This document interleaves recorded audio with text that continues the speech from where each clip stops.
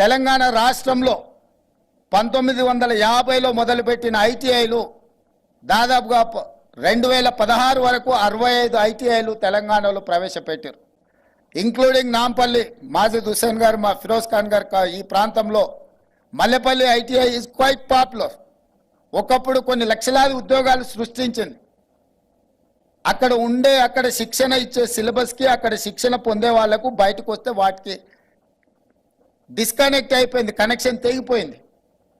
అందుకే నేను ఆలోచన చేసి 65 ఐటీఐలను టాటా సంస్థతో మాట్లాడి వీటిని అప్గ్రేడ్ చేసి వీళ్ళ శిక్షణలో నైపుణ్యాన్ని పెంచి శిక్షణ ఇచ్చే ఇన్స్ట్రక్టర్కి మొదటనే శిక్షణ ఇవ్వడానికి ఒక అసెస్మెంట్ చేస్తే 2400 కోట్ల రూపాయల డిమాండ్ వచ్చింది.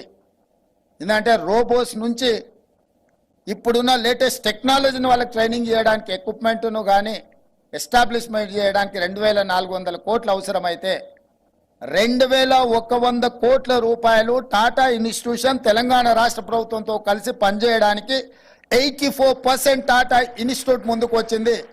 Just 300 crores Telangana state government contribute చేసి ఈరోజు తెలంగాణ రాష్ట్రంలో పాత ఉన్న 65 కాకుండా ఇంకొక 10 మొత్తం కలిపి 75 ఐటీఐలను ఈరోజు ఏటీసీగా అడ్వాన్స్ టెక్నాలజీ సెంటర్స్గా అక్కడ శిక్షణ పొందిన ప్రతి వాడికి ఉద్యోగ భద్రత కల్పించే విధంగా దాన్ని అప్గ్రేడ్ చేయడానికి నాంపల్లిలోనే మొదటి పైలట్ ప్రాజెక్ట్ కింద తీసుకున్నాం.